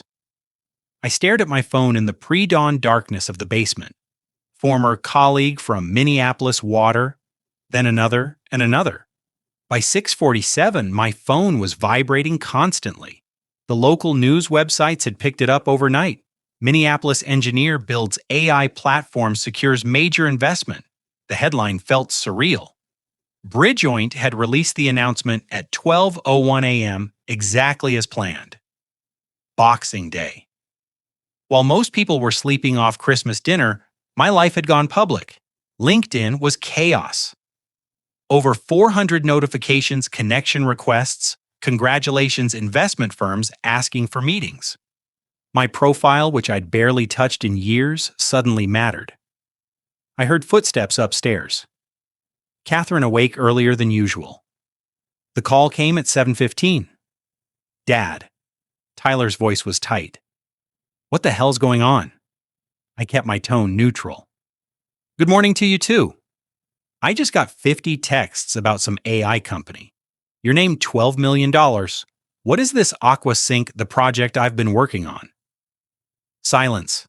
Then you never mentioned. You never asked. Another call beeped in. Nicole. I need to call you back, Tyler said. Catherine appeared at the basement door, phone in hand. Dan. Tyler just called me. Nicole too. They're asking about, she trailed off reading something on her screen. $12.5 million seed funding. Bridgejoint Investments. She sat on the bottom step. You built a company. I built a solution. Bridgejoint is helping me scale it. When were you planning to tell us today seemed appropriate? By 9:30, Tyler's car pulled into the driveway. Nicole arrived 3 minutes later from St. Paul. I watched from the basement window as they conferred briefly on the front walk, before heading inside together. I took my time coming upstairs. They were in the living room with Catherine. Tyler stood when I entered, forcing a smile. Dad, this is incredible news. We had no idea you were working on something like this. Nicole nodded enthusiastically. 12 million, so that's amazing. I sat in my usual chair. Thank you. So Tyler continued. Tell us about it. How does it work? What's the timeline? I explained the basics. Water infrastructure. Monitoring, predictive maintenance. Municipal market. 340 potential cities already interested. Tyler leaned forward. This is exactly the kind of thing that needs proper management financial planning. I could help coordinate. I have advisors, of course, but family should be involved. We want to support you. Support? I let the word hang there. Interesting choice of words. Nicole shifted uncomfortably. Dad, we're just excited for you. I stood and walked to the bookshelf. Behind a row of engineering texts was the brown accordion folder. I'd placed it there yesterday, waiting. I set it on the coffee table. Before we discuss how you can help, I said quietly, I think we should discuss Meadowbrook. Tyler's smile froze. When I opened the folder, the incident log was on top. 47 entries June through October. Very detailed documentation of my supposed cognitive decline. Catherine leaned forward to look. Nicole went pale. Dad, Tyler started. I pulled out the photographs. October 15th, you touring Meadowbrook Senior Living. That's Margaret, the senior living consultant. Room 237. Move-in date January 28th. This isn't. Tyler's voice cracked. You don't understand the deposit receipt $3,500. Fully refundable, of course, if the guardianship doesn't go through. Catherine grabbed the papers. Guardianship. I handed her the email printouts. Tyler to James Whitmore. Subject line Daniel Foster guardianship consultation. We were trying to protect you. Nicole said, tears starting. Ah, the Parkinson's the basement project. We thought you were losing touch with reality. No, my voice was steady. You thought I was losing value and you wanted to manage what was left. Tyler stood. That's not fair. We were worried about 1.88 million divided 3 ways. I pulled out the spreadsheet. $626,000 each minus Meadowbrook costs, of course. The room went silent. But here's what you didn't know, I continued. I wasn't losing my mind. I was building something. And yesterday, it became worth considerably more than 1.88 million. Catherine's hand was over her mouth. So before we discuss how you can help with AquaSync, I said, picking up the folder, perhaps we should discuss why you thought I needed a guardian in the first place. Tyler and Nicole stood frozen. The doorbell rang. Kevin walked in without waiting for an answer. He looked at his siblings, then at me. Everyone's here. Good. Dad, should I get the rest of the evidence or do you want to show them the recording first? The living room felt smaller with all of us in it. The folder lay open on the coffee table like evidence at a trial. Tyler sat rigid in the armchair. Nicole perched on the couch beside Catherine, whose face had gone pale. Kevin stood behind me, arms crossed. I presented the evidence methodically. 35 years as an engineer had taught me how to build a case. The incident log. I spread the pages across the table. 47 entries June through October. Each one dated detailed design to prove I was incompetent. Tyler opened his mouth. I held up a hand. October 10th entry. Found disoriented in garage. Didn't recognize his own tools. Kevin was with me that day. We spent 3 hours working together. I was completely coherent. This entry is a lie. Kevin nodded. I was there. Dad handed me a torque wrench from the pegboard without looking. 35 years of muscle memory, he knew exactly where everything was. Catherine picked up the log reading entries with growing horror. July 3rd became aggressive when Catherine suggested doctor visit. Dan, you weren't aggressive, you were frustrated. But frustrated became aggressive in Tyler's version. I said real moments twisted and many entries completely fabricated. Tyler found his voice. We were documenting legitimate concerns. Dad's Parkinson's affects motor control, not cognition. I pulled out the next set of documents. But let's continue. Photographs. I laid them out. Tyler at Meadowbrook's entrance dated November 8th. Tyler speaking with a woman identified in the PI's notes as Margaret Senior Living Consultant. Tyler at Meadowbrook again. November 15th. November 22nd. Nicole stared at her brother. Tyler, you toured nursing homes. I was exploring options for the future. In case October 15th, I set down the deposit receipt. Height, you paid $3,500 to hold room 237. Move-in date confirmed March 28th. That's not exploring, that's planning. Tyler's face reened. Diet was a contingency backed by financial calculations. I laid out the spreadsheet printout, Tyler's Excel file in full color, assets listed, house $68 retirement accounts, won $200,000 total, $18,000, then the division, $18,000, 3,667 each. Catherine leaned forward, found her own name in a cell. I'm on this spreadsheet listed as co-beneficiary, I said quietly. After Meadowbrook costs depleted my assets, the three of you would split what remained. Catherine turned to Tyler, voice shaking. You calculated his money while planning to put him in a home. Mommy was declining. We needed to prepare for I wasn't declining. My voice stayed level. I was building a $12.5 million company while you documented fake incidents. Nicole tried a different approach. Social worker training kicking in. Dad, I think there's been a misunderstanding. We were genuinely concerned. Were you? I pulled out the email chain. Let me clarify the misunderstanding. I read Tyler's email aloud, every word precise. My father, Daniel Foster, age 56, was diagnosed with Parkinson's disease in May. His decline has been rapid and concerning. We've documented multiple incidents suggesting he's becoming a danger to himself. I'm attaching our incident log. We believe he needs supervised care. Please advise on establishing guardianship. Silence. James Whitmore, elder care attorney. I continued. You consulted him in August 6 months ago. Timeline is 6 to 8 months from filing to placement. You were planning to file in January? Have me institutionalized by March. Catherine's hands covered her mouth. Tyler, tell me this isn't real. We were protecting him from what I asked. For my own money, Tyler stood defensive. You don't understand the pressure we were under. Sit down. He sat. I have one more piece of evidence. I set my phone on the table, pressed play. The recording filled the room. Tyler's voice clear and damning. My father has Parkinson's disease. Early onset, declining rapidly. Perfect timing. Really, we can demonstrate he's a danger to himself. With the incident log we've compiled, we can show a clear pattern of cognitive decline. James Whitmore's response. Guardianship should be straightforward with this documentation.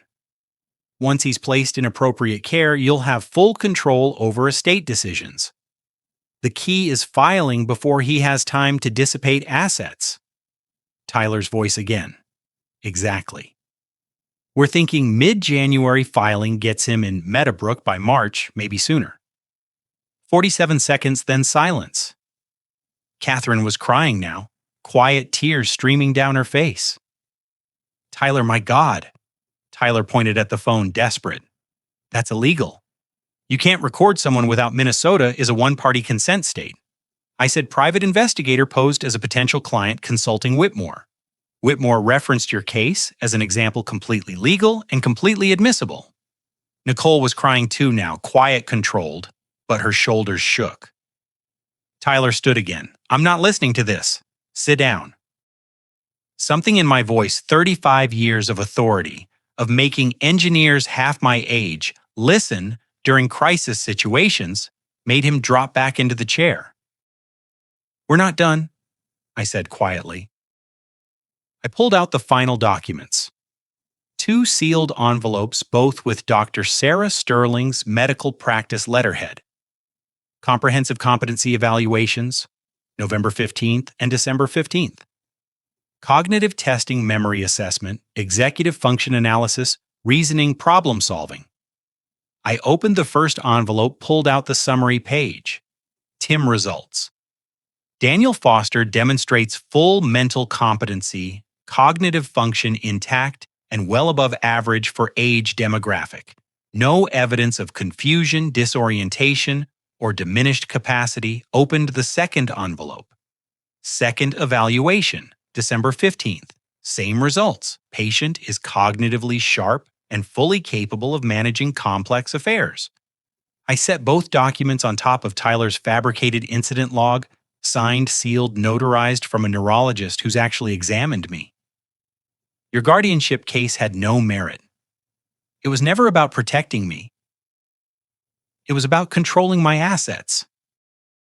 Tyler couldn't meet my eyes. Nicole stared at her hands.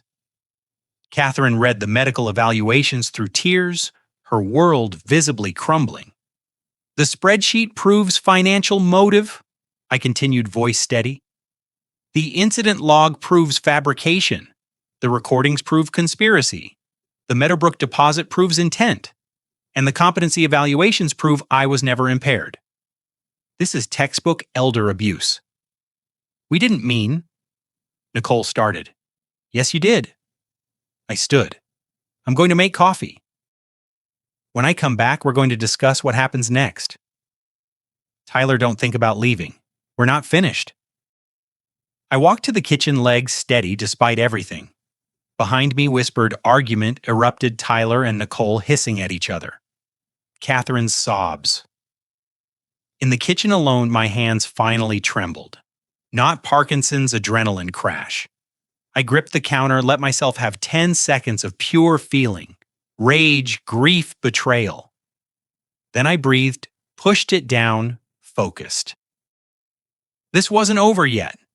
Through the doorway, I could hear them falling apart, and I was just getting started. I returned with coffee poured only for myself, sat in the chair Tyler had vacated. Now we discuss consequences. Tyler leaned forward. Dad, I'm sorry. I was wrong. I panicked about your health. Stop. You don't get to rewrite this as concern. Nicole tried softer. We made a mistake. You made a conspiracy. There's a difference. Catherine spoke for the first time in 20 minutes. Dan, please. I turned to her. You knew. Kevin heard you at Gull Lake discussing the January timeline. You agreed. You're not a victim here, Catherine. Her face crumpled. I didn't know about the money. You knew they wanted me in a nursing home. You knew I was uninvited from Christmas. You went along with all of it. I thought it was best for everyone. Best for whose silence? Here's the situation. I said I have documented evidence of elder abuse, conspiracy, financial exploitation. I could take this to police, to adult protection services, to the media. Tyler went white. Dad, you wouldn't. I could. Whitmore could lose his license. You could face criminal charges. I paused, but I won't know. Why no one answered? Because despite everything, you're still my children. I don't want to destroy you. I let that settle. But I'm done being your father the way I was. That man is gone. Tyler found his voice. What does that mean? It means I'm giving you a choice. 6 conditions. You meet them all, or I go public with everything tomorrow. I pulled out my handwritten list, read them aloud. Condition 1, written apology from each of you, addressed to me. Acknowledge the conspiracy. Express genuine remorse. Offer no excuses. I want truth, not spin. Condition 2, financial restitution. Tyler and Nicole will each donate $10,000 to the National Center on Elder Abuse in my name, public record. Tyler's voice rose. $10,000. We don't have. You were planning to take $626,000 each from me. $10,000 is generous. He closed his mouth. Condition 3. Whitmore retraction. Tyler contacts James Whitmore, immediately withdraws all guardianship intent. Whitmore sends written confirmation to me and my attorney. Nicole was crying quietly. Condition 4, business separation. 0 involvement in Aqua NC. No advice, no request to be involved. My business is completely separate from you. Condition 5, limited family contact, major holidays only, Thanksgiving, Christmas. On my terms at my location, no expectations of frequent visits, no dropping by unannounced. Catherine made a sound like she'd been struck. Condition 6, Kevin is protected. No retaliation against your brother for warning me. His relationship with me is separate, and none of your concern. You pressure him, the deal is off. I set the paper on the coffee table. You meet all 6 conditions. I don't prosecute. You fail any single one. Everything goes public. Police APS media, and I will personally ensure Whitmore's involvement is known to the state bar. Tyler stared at the list. You have 1 week, written apologies by January 2nd, donation receipts by January 5th, Whitmore confirmation by January 5th. Everything else goes into effect immediately. Dad, Nicole started. I'm not negotiating. These are the terms. $10,000, Tyler said desperately. The holidays just happened. We have expenses. You had $3,500 to hold a nursing home room.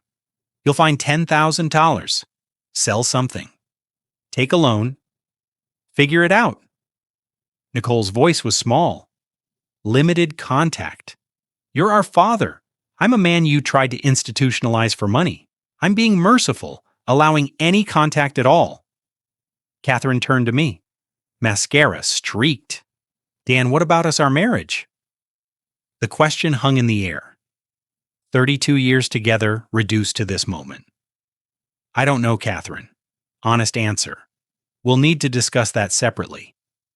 But you should understand you chose their side in this.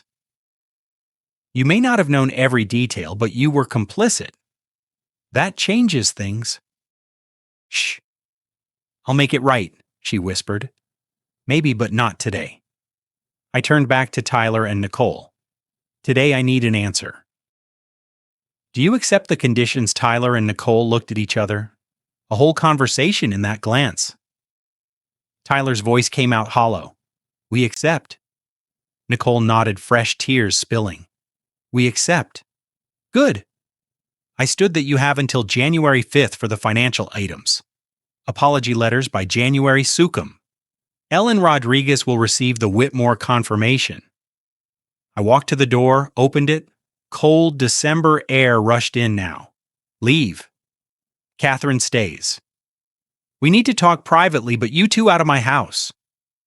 They gathered their things in funeral silence. Coat's phones, Nicole's purse. At the door, Tyler turned back. Dad, I really am. Save it for the letter. Make it good. I'll know if you're still spinning. He flinched, walked out. Nicole followed, not looking at me.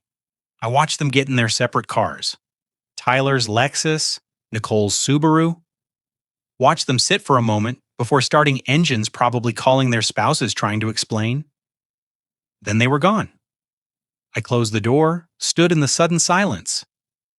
Catherine remained on the couch, small and broken, staring at the evidence scattered like pieces of a detonated bomb. Just the two of us now. 32 years of marriage, 3 children, a lifetime of shared history. All of it fractured beyond recognition. Dan, she started. Not yet. I was too tired. Give me a minute. I walked to the kitchen, poured the coffee I'd made but hadn't drunk. Cold now. I drank it anyway. Outside December darkened into evening. Inside, my marriage waited to find out if it would survive the night. The pottery wheel spins at 60 rotations per minute. My hands guide the clay. Left hand inside, right hand outside, pressure balanced. The tremor is still there, but I've learned to work with it instead of against it. 3 years after the diagnosis, 2 years after the confrontation, 18 months since the divorce was finalized, the New Mexico light streams through the studio windows, different from Minnesota light, warmer, less forgiving of imperfection, but somehow more accepting of it. I'm making a bowl. Simple form, clean lines. There's a slight wobble in the rim where my hand shook, but I leave it. Perfect is overrated. Honest is better. You're up early. Elena appears in the doorway with 2 cups of coffee. She's 52, a potter herself, member of the Tasic Artists Cooperative. We met at a ceramic supply store 6 months after I moved here. She saw me struggling with a bag of clay, offered to help stay for 3 hours, talking about glazes and kiln temperatures, and the philosophy of making things with your hands. We've been together for a year now, not married. Neither of us sees the point, but committed. She understands what I need: space to work, patience, with the Parkinson's honesty without pity. Couldn't sleep, I tell her. Wanted to finish this piece. She sets the coffee beside my wheel. Kevin called yesterday. Said he's bringing Sarah for Christmas. Kevin, my youngest, the loyal one. He visits 3 or 4 times a year. Calls every week via video. He's engaged now to a middle school teacher from St. Paul. They're good together. Looking forward to it, I say. Elena studies the bowl. The asymmetry works. Gives it character. That's what I love about her. She sees the wobble and calls it character. My phone buzzes. Robert Chen from Bridgeoint. I wipe my hands and check the message. Q3 numbers are an 8.2-minute revenue, 340 municipalities across 14 states. Series A investors want to talk about Series B. You available next week? I type back. Tuesday afternoon works. Video call. Fine. 3 years ago, I was learning Python in a basement, wondering if I'd be locked in a memory care facility by spring. Now I'm the CTO of a company valued at over $75 million. My equity stake roughly $45 million. I don't work full-time anymore. Part-time CTO consulting 15 hours a week, mostly remote.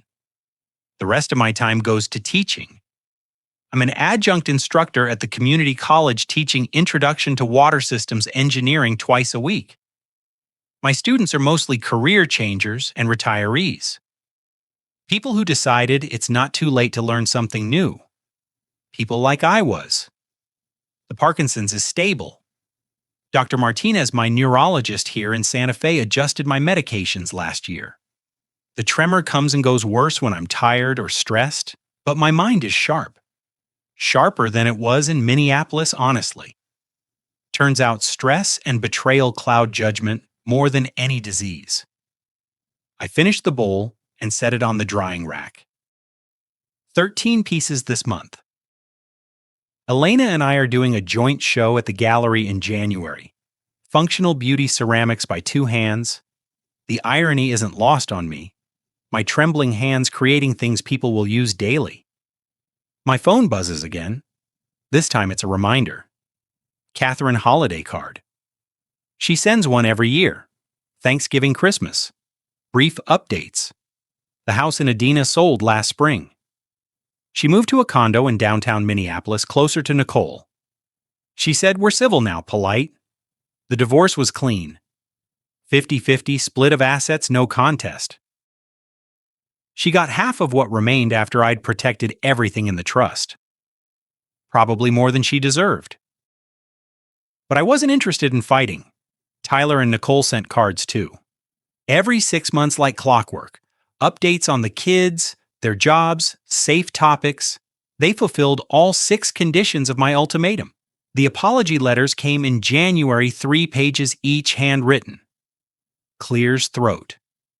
The donations $10,000 each to the National Center on Elder Abuse. James Whitmore's written confirmation that all guardianship intentions were withdrawn. I haven't seen them in person since that December afternoon. We exchanged holiday cards. That's enough. Forgiveness doesn't require reconciliation. It just requires letting go of the anger. I did that, but I also kept the boundaries. Elena and I drive into town for breakfast at the cafe on Canyon Road. She orders huevos rancheros. I get the breakfast burrito. We sit outside even though it's December. The sun is warm, the air is dry, and this is what Santa Fe mornings are for. "You seem lighter," Elena observes. "Lighter than when we met?" "Like you're not carrying something heavy anymore." She's right. 3 years ago, I was carrying the weight of invisibility, of being erased, of wondering if my family was right, if the Parkinson's meant I was done. Now I wake up every morning knowing I built something that matters. Not just AquaSync, though that matters too. 340 municipalities, 12,000 prevented water main failures annually, 340 million saved in emergency repairs, but also this a life no one can take away. A studio full of imperfect bowls, a teaching job where students actually want to learn, a partner who sees my tremor and calls it character. Kevin texts a photo. Him and Sarah at a Christmas tree lot in Minneapolis, bundled in winter coats, laughing. Found the perfect tree. Can't wait to bring it to Santa Fe. I smile and text back. The guest room is ready. 3 years after diagnosis, this is what I've learned. They tried to write me out of the story. The uninvitation, the incident log, the Meadowbrook plans, all of it designed to make me disappear.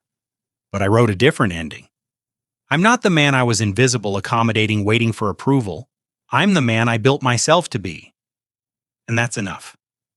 3 years later, I look back at this family story and see the man I was invisible in his own home, erased from Christmas cards, nearly shipped to Meadowbrook room 237.